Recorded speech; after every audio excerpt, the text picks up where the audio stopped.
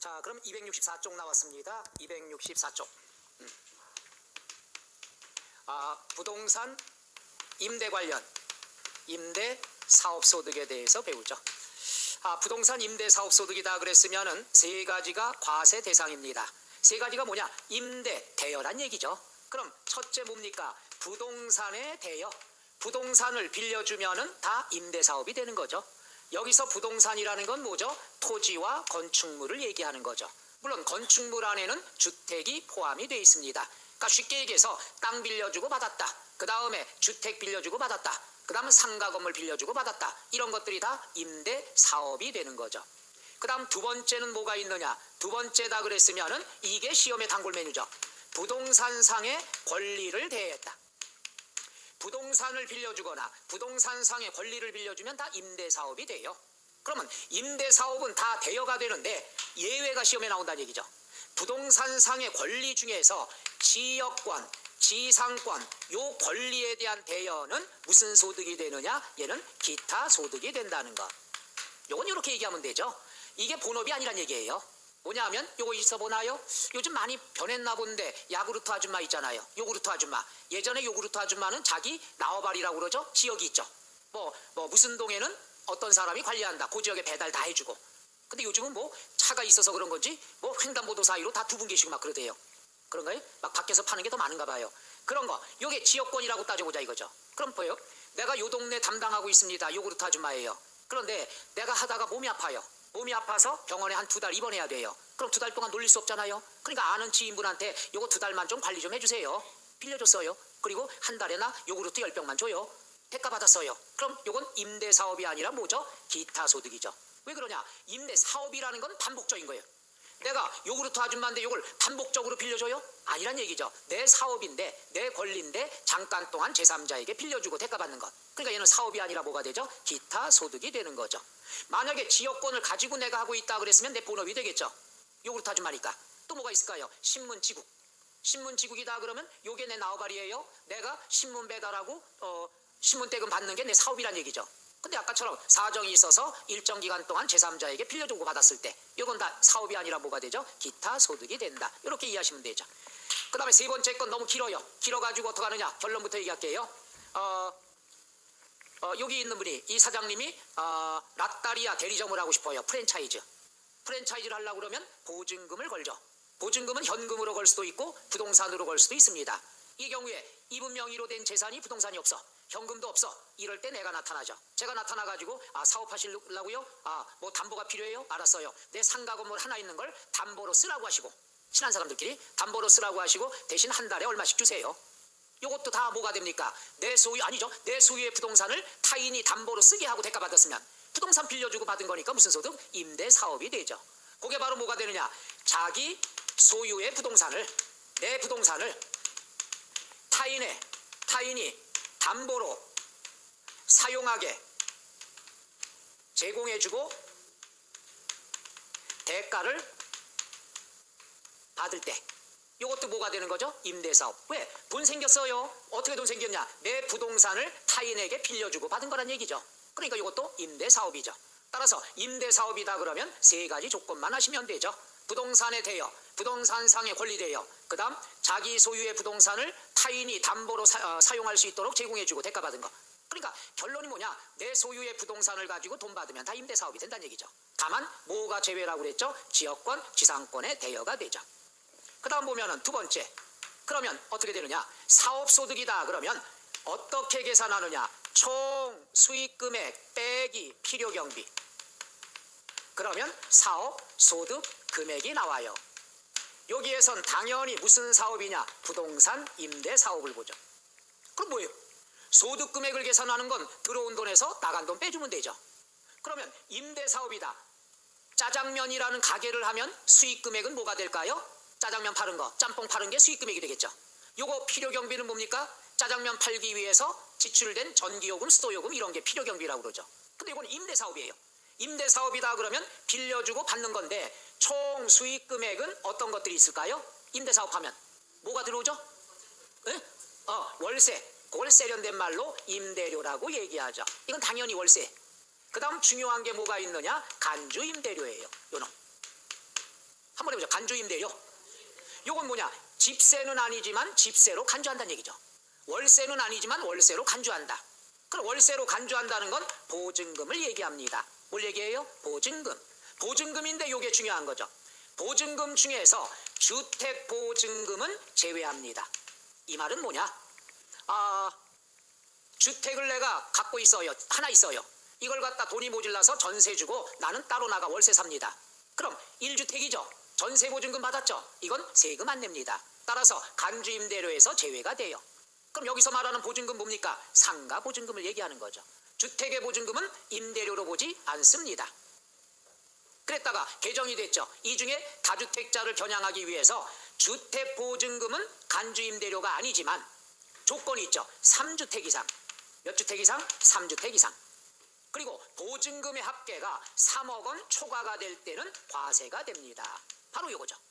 그러니까 주택의 보증금은 임대료로 간주하지 않지만 3주택 이상일 때만 주택보증금을 계산을 해야 됩니다. 간주임대료가 돼요. 다만 얼마 초과일 때? 3억 초과일 때. 요번에 이제 개정이 된다 그러면 요것도 금액이 좀 내려앉겠죠. 왜냐하면 보유세가 강화가 될 거니까. 이런 것들이 개정이 아마 될 상황이 크죠. 현재 알아두세요. 간주임대료는 보증금인데 요 보증금은 주택보증금은 제외가 된다. 다만 몇 주택 이상? 3주택 이상. 보증금 합계가 얼마 초과될 때? 3억 초과될 때만 간주임대료 계산한다. 요건 뭐냐면 요거예요. 간주임대료는 내가 보증금 1억 받았어요. 1억 받았어요 보증금. 너 1억 생겼냐? 이거 갖다가 은행에 예금을 한다고 간주했을 때 세금은 1년에 몇 번 걷죠? 한 번 걷어요. 5월달에. 그러니까 정기예금도 1년 만기 정기예금 이자율을 적용합니다. 여기에다가 이자율을 적용하고 그 다음 1년은 365일이니까 이 중에서 며칠을 갖다가 빌려줬느냐. 이 말은 뭐냐? 1월 1일 날부터 임대했으면 365가 되지만 꼭 1월 1일 날 빌려주는 건 아니란 얘기죠. 5월 5일부터 빌려줄 수도 있잖아요. 요 기간 동안에 일수 계산합니다. 여러분은 이 계산하는 공식은 몰라도 되고 그러니까 1억을 계산했더니 정기예금에 가입했더니 500만 원 나왔다. 500만 원 돈 생겼네. 뭐 때문에 빌려주고. 그러니까 요것도 집세로 간주한다는 얘기죠. 그래서 요 500만 원을 무슨 임대료라 한다? 간주임대료. 그러니까 간주임대료라는 개념은 다시 한번 얘기하면 뭐예요? 보증금 받았는데 보증금을 갖다 은행에 저금했다고 간주하면 이자가 나올 거 아니냐. 예금을 하든 안 하든 관계없습니다. 이자가 나올 거 아니냐. 그 이자도 집세로 간주를 해준다. 이게 간주임대료가 되겠죠. 그런데 실제로 어려운 건데 실제로 예금했어요. 실제로 이자가 얼마 나왔느냐. 실제로 이자가 얼마 나왔느냐. 뭐 예를 들어서 300만 원 나왔다. 그러면 요 차익에 대한 것 요건 빼줘야죠. 요거에 대한 건 이자 소득세를 낸 거니까.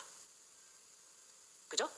실제로 예금하면 이자가 발생해요. 여기에 대해서 결산이자 이자를 빼고 소득세를 빼고 나오는 거죠.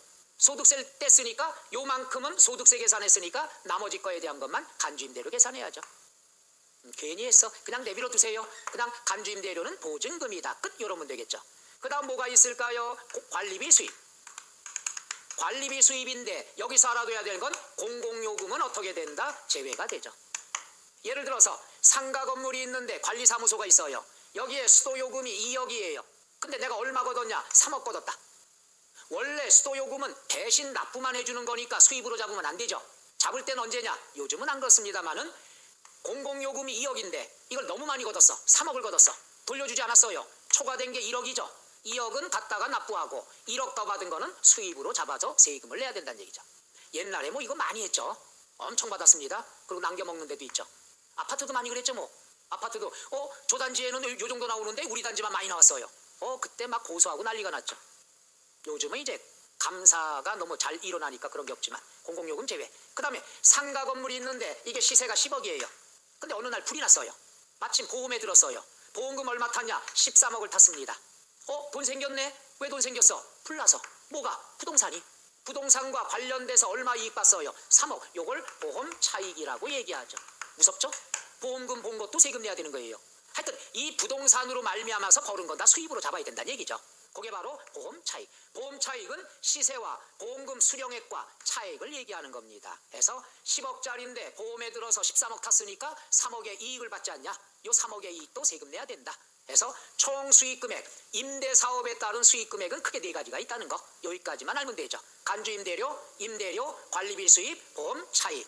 보증금에 대해서는 주택보증금은 제외가 되지만 조건 3주택 이상, 보증금 합계가 얼마 초과? 3억 초과면 주택에 대한 보증금도 집세로 간주해야 되더라. 끝. 요러면 되죠.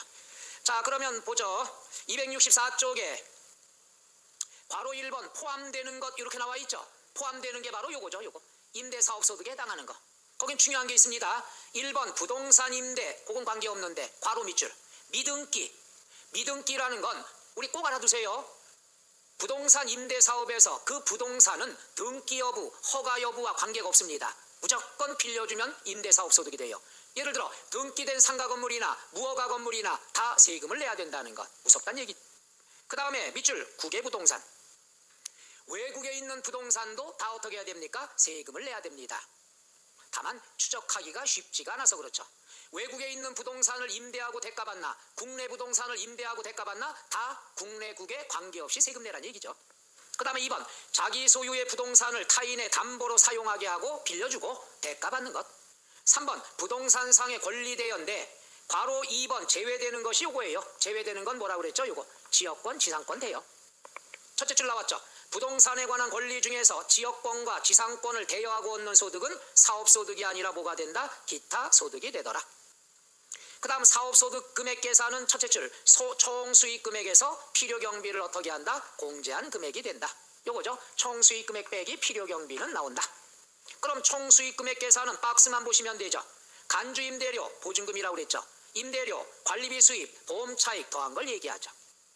자, 265쪽에 맨 위 박스에 보면 동그라미 치세요. 보증금. 보증금은 일반 부동산, 밑줄 주택 제외 이렇게 돼 있죠. 주택의 보증금은 제외한다 얘기죠. 그래서 일반 부동산은 과세가 되죠. 간주임대료. 주택은 원칙 과세하지 않음. 예외 3주택 이상 금액이 3억 초과하면 어떻게 한다? 과세가 된다.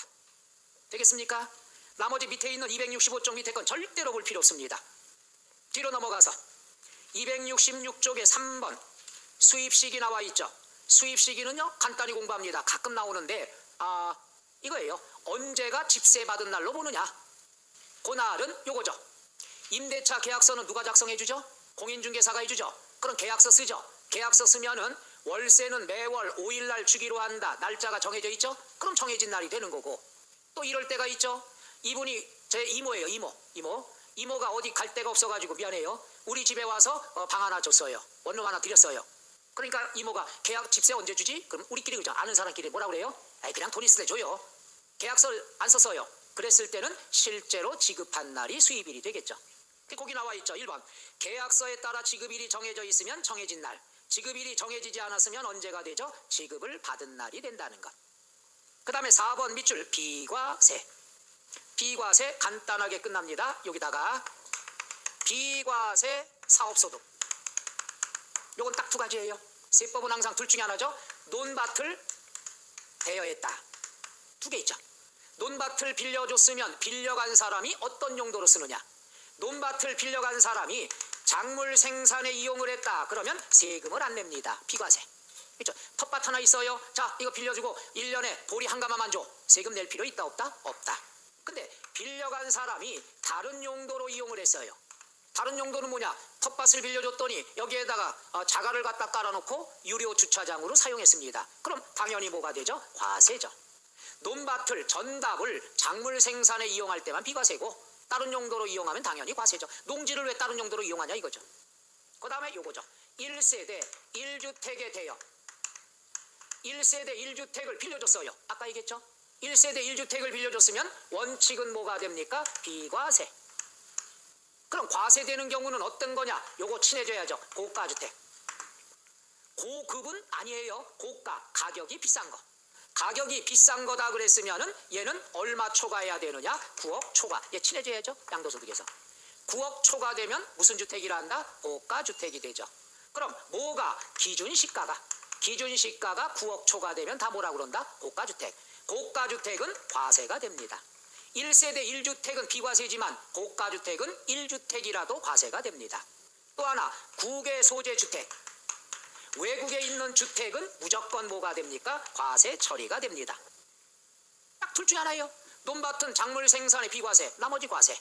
그 다음에 1세대 1주택은 비과세지만 고가주택과 외국에 소지하는 주택은 뭐가 된다? 과세. 이러면 되겠죠. 그럼 비과세에 나와 있는 것은 267종 맨 위에 괄호 1번 밑줄 논밭을 작물 생산에 이용하면 소득세 과세하지 않는다. 그럼 하나 써놔야죠. 다른 용도로 이용하면 뭐가 된다? 과세. 그래야 나중에 헷갈리지 않죠. 다른 용도로 이용하면 과세가 된다. 그 다음에 괄호 2번 밑줄 한 개의 주택을 소유하는 자의 임대소득은 비과세. 그런데 맨 밑에 동그라미 3번 비과세가 배제되는 경우가 있죠. 과세가 되는 경우죠. 그럼 첫째 뭐가 있죠? 고가주택. 고가주택은 기준시가가 얼마 초과? 9억 초과.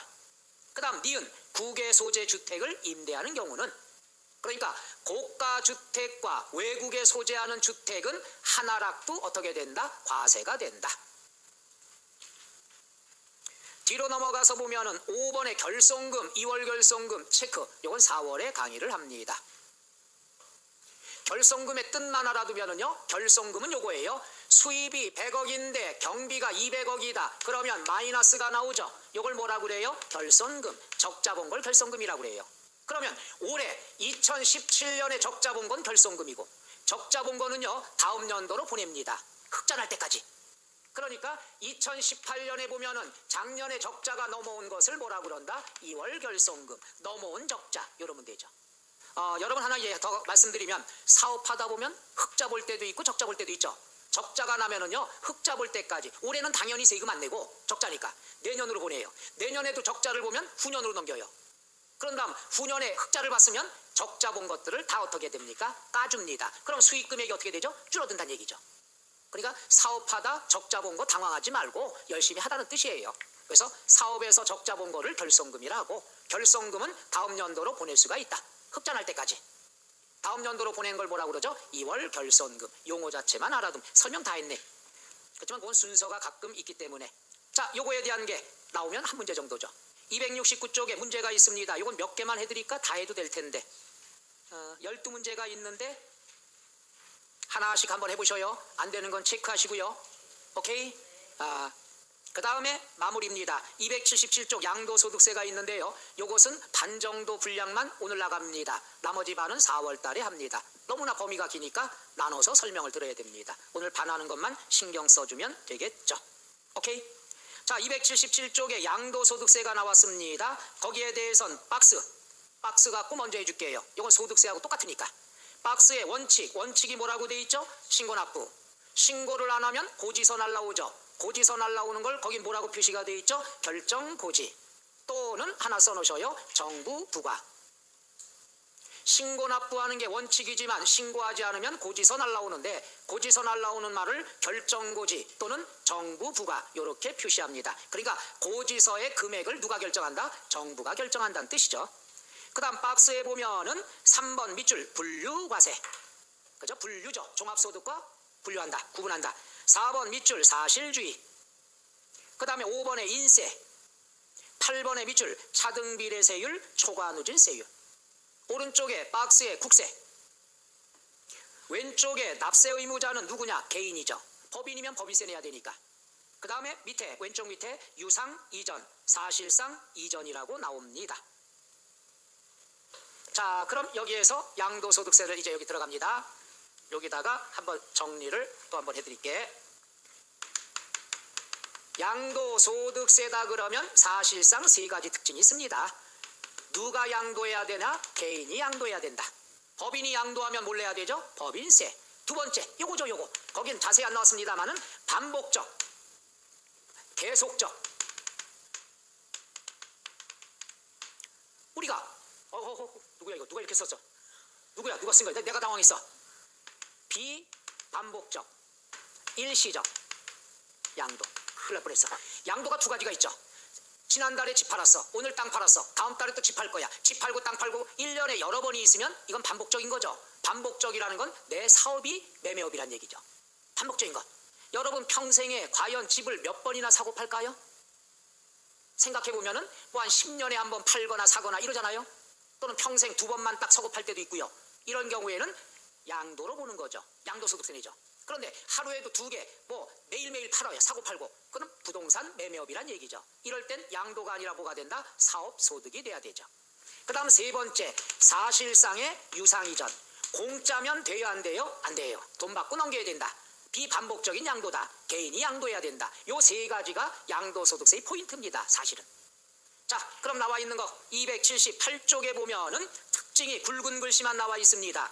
다 했던 내용이니까 굵은 글씨만 해볼게요. 278쪽에 3번 특징 1번 밑줄 누가 양도해야 되죠? 개인 양도. 2번 열거된 과세대상물만 된다. 그 과세대상은 이따 배울 거고요. 3번 유상으로 사실상 이전해야 된다. 무상 이전은 양도가 아니라 상속 또는 뭐가 되죠? 증여가 되는 거죠. 4번이 바로 설명한 거예요. 사업소득에 해당하지 않아야 된다. 사업소득에 해당하지 않아야 된다. 여기는 안 나왔지만은 그 옆에 하나 써놔도 되죠. 뭐가 되느냐? 비반복적이어야 된다. 비반복적. 이렇게 써놓으면 좋겠죠. 자, 5번에 보면은 밑줄 분류과세. 분류과세라는 것은 뭐 됐고요. 6번 개인단위 과세다. 개인별 과세라고 그랬죠. 7번 과세기간별로 과세한다. 이 말은요. 두 번째 밑줄 치세요. 5월 1일 다음 연도 5월 1일부터 5월 말까지.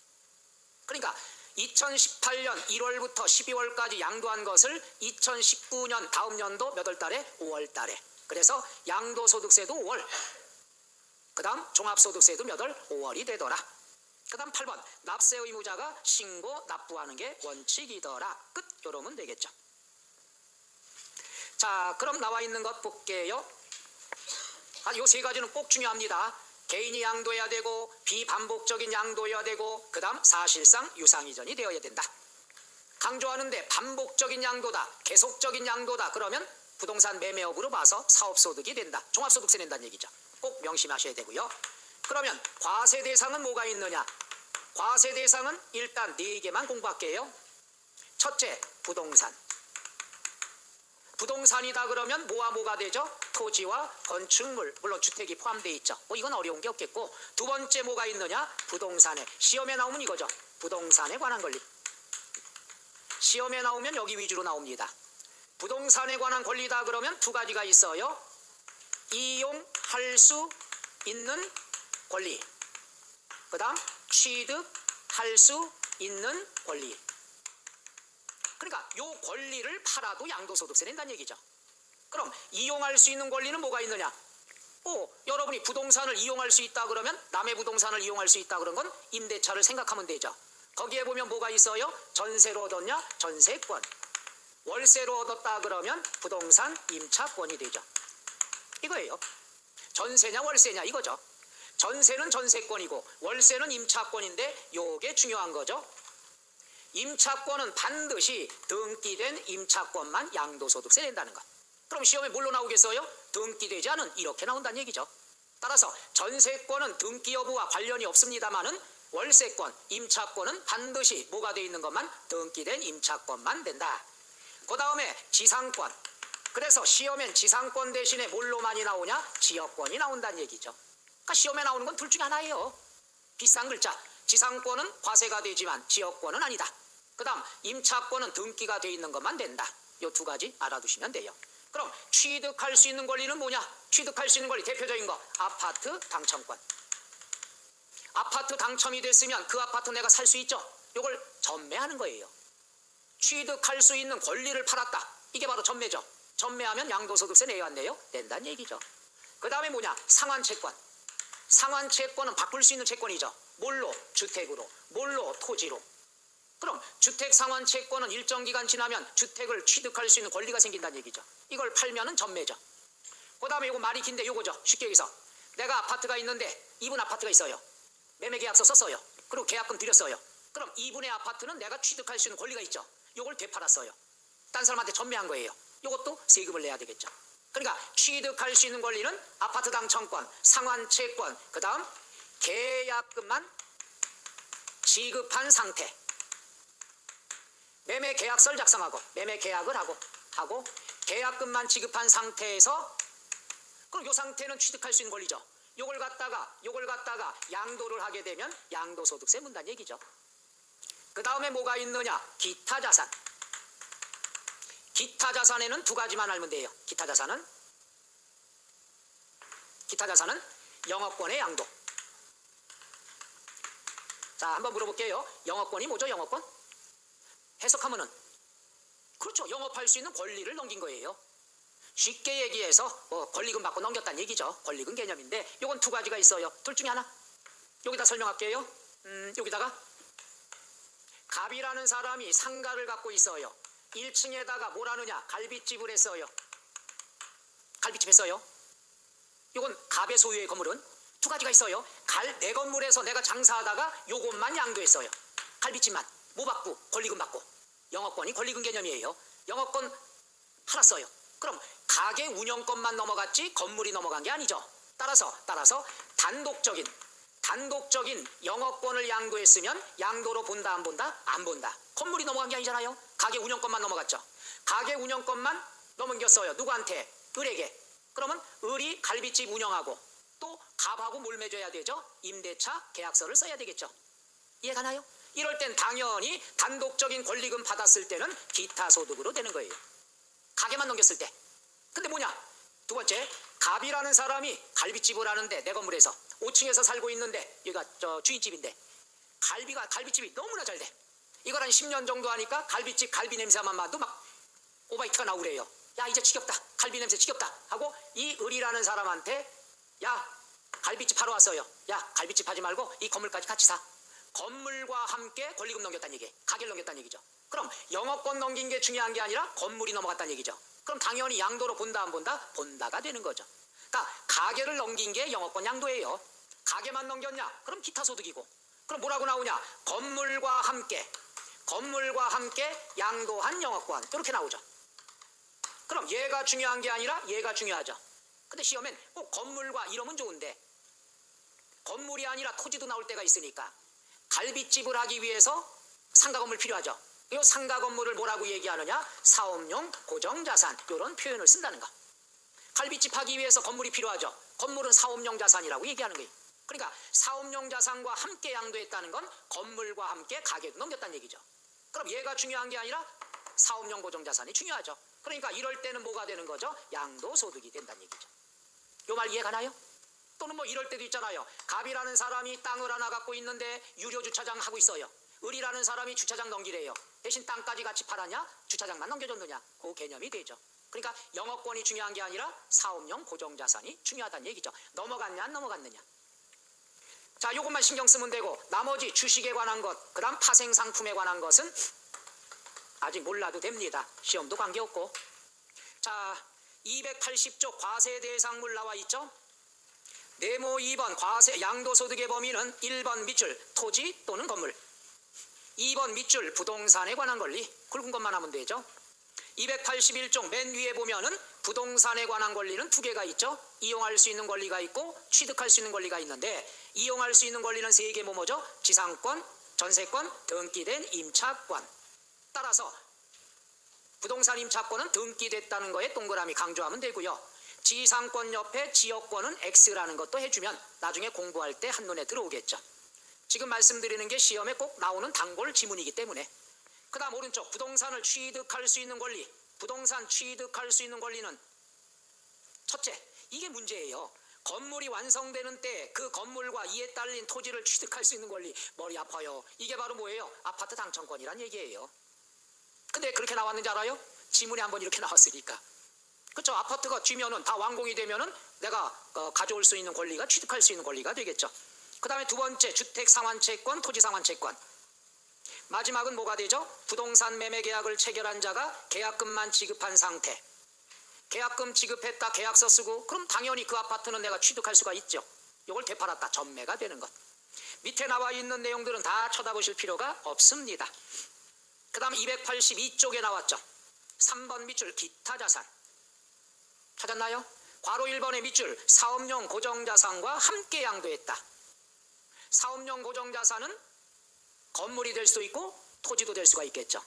그런데 둘, 넷, 다섯 번째 줄에 보니까 다만 영업권을 단독으로 양도했으면 가게만 넘긴 거죠. 운영권만 넘긴 거죠. 이건 기타 소득에 해당한다. 그 다음에 괄호 2번 밑줄 특정시설물 이용회원권, 골프회원권, 콘도회원권은 사올 때도 취득세 내고 팔 때도 양도소득세 내야 되겠죠. 회원권. 그 다음에 오른쪽에 283쪽에 4번 밑줄만 치죠. 주식 또는 출자지분. 284쪽에 보면은 5번 밑줄 파생상품. 파생상품이나 이런 것들, 자, 주식에 관한 것들은 나중에 문제풀이 할 때 배우시면 됩니다. 비중이 적어요. 여러분 뭐 공인중개사 나가는 건데, 공인중개사가 나가는데 코스피에 대해서 공부할 필요 있어요? 없어요. 뭐에 대해서만 공부하면 돼요? 한방에 대해서만 공부하면 됩니다. 한방. 한방이 어디서 운영하는 거죠? 공인중개사협회에서. 직방, 다방이 있고 한방이 있지만 한방은 공인중개사에서. 근데 지금 한방이 제대로 운영이 안 되죠. 왜냐하면 네이버 같은 데 줘야 될 수수료가 너무 비싸기 때문에. 근데 거기다 가입을, 그래, 중개사협회에서 가입하지 말자. 네이버에다가 수수료 비싸게 받는다. 근데도 하죠. 꼭. 하는 사람 꼭 있어요. 왜? 거기나 해야지 그나마 연락이 오니까. 이런 문제점이 있습니다. 표정들이 그거 신경 쓸 게 뭐 있어? 올해는 공부만 하면 되는데 뭐 이러면 할 말이 없습니다만. 자, 284쪽 맨 밑에 박스에 과세 대상 종합이라고 되어 있죠. 거기에선 아라비아 숫자 1 부동산, 2 부동산에 관한 권리, 3번 기타 자산, 그 세 가지까지만 동그라미 공부하시면 됩니다. 오케이? 이렇게 밑줄 치고 하라는 것만 잘 하시면 되는 거죠. 그 다음에 나와 있는 것이 뭐가 있나 볼게요. 285쪽 양도의 개념 됐습니다. 양도의 개념도 참 아까워 죽겠어요. 봐요. 과세 대상 요거 있죠. 요거예요. 요건데 17년에 시험에 나왔어요. 바로 전 시험에. 또 출제될 가능성은 한 20%뿐이 안 되고요. 그 다음에 양도의 개념 나왔죠. 요것도 17년에 나왔습니다. 그렇지만 연속 출제 가능성은 있는 거니까 양도에 대해서는 한번 공부해야 되겠죠. 자, 보시죠. 그러니까 양도소득세가 다 어려운 게 아니에요. 뒤에 가서 이제 몇 가지가 좀 그런 건데 몇 가지 다 똑같아요. 오늘 배우는 게 굉장히 어려운 것들이 많이 있습니다. 자, 한번 볼게요. 285쪽에 이건 이거예요. 양도로 볼 수가 있느냐, 양도로 볼 수가 없느냐, 이거 구별하는 거. 만만치는 않지만은 문제 나오면 땡큐예요, 땡큐. 양도로 볼 수 있는 건 뭐예요? 요거죠. 개인이 양도하고 비반복적이고 유상이전하는 것. 여기에 포인트가 이거예요. 유상이전. 요거 위주로 공부하시면 돼요. 대가가 있느냐 없느냐. 첫째, 뭐가 있나? 매매. 당연히 사고 파는 거니까 대가가 있었겠죠. 그 다음 뭐가 있냐? 교환. 헌집 줄게 새집 따오. 헌집을 줬으니까 대가를 취급한 거죠. 유상이전. 그 다음 뭐가 있느냐? 현물 출자. 어디? 법인에 대한. 현물 출자다. 법인에 대해서. 이건 뭡니까? 회사에다가 넘기는 거예요. 갑이라는 사람이 상가 건물이 있습니다. 10억짜리예요. 이걸 갖다가 S전자에다가 출자를 했습니다. 돈으로 출자하면 금전 출자, 물건으로 투자하면 현물 출자. 10억짜리를 S전자에 하면 소유권 이전되겠죠. 대신에 S전자에 투자하면 무엇으로 받습니까? 주식으로 상당액을 받죠. 그러니까 돈 받고 넘겼으니까 양도가 된다는 얘기죠. 이해가요? 그 다음 뭐가 있느냐? 슬픈 얘기들 할게요. 슬픈 얘기가 이거죠. 대물변제. 대물변제. 변제, 빚 갚았다. 돈이 없어 돈 대신에 물건으로 갚았다. 좋은 말로는 물건으로 빚 갚았어. 속상한 말, 솔직한 말은 빚 때문에 넘어갔어. 슬픈 얘기죠. 그렇죠? 이분한테 빚을 갚아야 되는데 큰 소리 치죠. 10억만 빌려줘요. 일주일 뒤에 줄게요. 안 주면 나 상가 건물 15억짜리 있는 거 알죠? 이거 줄게요. 근데 약속을 못 지켰어요. 소유권 넘어가겠죠? 요게 대물변제예요. 대신에 빚은 갚을 필요 있다 없다? 없다. 그러니까 대가 받고 넘어간 거. 요거랑 같은 것들이 참 슬픈 게 많습니다. 뭐가 있냐? 경매, 공매. 빚 때문에 넘어갔죠. 그 다음에 수용. 요건 빚 때문에 넘어간 건 아니야. 뺏긴 거죠. 뺏긴 건데 보상금 나오니까 유상이전이 되죠. 그 다음 뭐가 있느냐? 물납. 세금을 물건으로 냈어요. 물납. 부동산으로 냈어요. 그러면 세금은 또 낼 필요 있다 없다? 없다. 그건 돈 받고 넘어간 거예요. 다 유상이전이 됩니다. 그 다음 뭐가 있느냐? 부담부 증여. 부담부 증여다 그러면 아는 사람들한테 증여한 거죠. 부담. 내 채무를 부담한다는 조건부로 준 거. 요건 두 가지가 있죠. 보면 갑이라는 사람이 상가가 있는데 10억짜리예요. 그걸 장남한테 주려고 그러는데 그냥 주면 증여세가 많이 내겠죠. 그래서 변칙을 쓰죠. 이거 많이 쓰는 방법이죠. 주기 전에 은행에서 7억을 대출받아요. 그리고 장남한테 공개적으로 하죠. 야 장남아 10억짜리 증여해 줄게. 단 은행빚 7억은 네가 갚아라. 그럼 장남은 7억을 갚죠. 그럼 7억 주고 받은 거예요. 따라서 장남은 채무 부분에 대해서만 양도로 보는 거고 나머지 3억은 뭐예요? 공짜로 받았죠? 3억은 뭘로 봐야 되죠? 증여로 봐야 된다는 것. 뭐 많이 사용하죠. 부담부 증여는. 실무에서도 그렇고. 요 정도. 요것 때문에 넘어가는 거. 또 양도로 볼 수 없는 것은 하면은 요거예요. 요거. 양도담보. 담보를 맡겼어요. 여기서 한번 볼까요? 갑이라는 사람이 상가 건물이 있는데 10억짜리예요. 은행에 대출 받았어요. 야, 은행아 7억만 줘. 걱정 마, 나 상가 있는 남자야. 언제 갚느냐? 12월 24일 날 갚을게. 못 갚으면은 이거 너한테 넘겨줄게. 담보로 제공한 시점이 예를 들어 10월 5일이다. 요때는 담보만 설정된 상태지 소유권 넘어간 게 아니죠. 이럴 땐 양도로 볼 수 있다 없다? 없다. 그런데 12월 24일 날 약속을 이행하지 못했어요. 그럼 넘어가야 되겠죠. 이럴 땐 뭐가 되죠? 양도로 본다는 얘기죠. 어느 시점이냐 이거죠. 담보로 제공되는 시점에서는 양도로 볼 수가 없지만 이걸 불이행했으면은 뭘로 바뀌어요? 대물변제. 빚 때문에 넘어가는 거죠. 이럴 땐 양도로 본다 안 본다? 본다. 그러니까 담보는 어느 시점이냐 이게. 담보를 제공하는 시점은 양도가 아니야. 약속한 날짜에 이행을 하지 못했으면 소유권 넘어가겠죠. 이럴 때는 뭘로 보죠? 양도로 본다는 거. 그 개념이 됩니다. 자, 그래서 요거에 관한 것은 요 정도에 관한 것을 알아두시면 되는데 하나 더 있다 그러면 여기까지 할까요? 슬픈 얘기. 갑이라는 남자와 을이라는 여자가 부부예요. 부부가 있다가 밥 먹다 싸워가지고 남자가 갈라서, 그럼 요즘은 여자들이 뭐예요? 살려주세요 이러는 거 없죠? 갈라서 그럼 뭐라 그래요? 땡큐 이런데요. 무서운 말이죠. 근데 이 사람이 재산이 많으면 또 달라지겠죠. 갈라서 그럼 조금만 참지 이렇게 되겠죠. 자, 그럼 갑이 을인데 갑이라는 사람이 상가 건물 10억이 있는데 이거 살 때 을의 도움을 많이 받았습니다. 그럼 어떻게 돼요? 재산 분할 들어가야죠. 또는 위자료, 갑이 바람피다 걸렸어. 그럼 위자료 줘야죠. 대한민국의 위자료는요, 아무리 재벌이라 하더라도 3천에서 많이 줘봐야 5천이래요. 아무리 잘못을 했어도 위자료는 재산 분할이 큰 거죠. 그러면 우리가 위자료를 준다. 위자료를 법원이 판결을 내렸어요. 자, 갑은 을에게 9억의 위자료를 지급해라. 근데 얘가 9억에 돈이 없어요.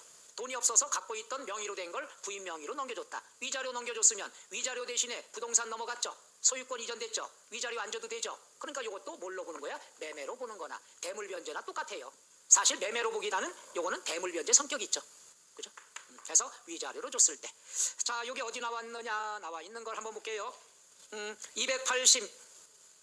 285쪽부터 이건 파란색만 다 보면 돼요. 여기 써 있는 내용들이 다니까. 1번에 매매가 있죠. 뒤에 교환 있줄 않죠. 되죠 뭐. 3번 법인에 대한 현물 출자, 4번 대물변제, 5번 부담부 증여. 계속 읽어야 되나? 6번에 기타 양도로 보는 경우는 1번 경매 공매, 2번 담보로 제공한 자산이 경락됐다 이거죠.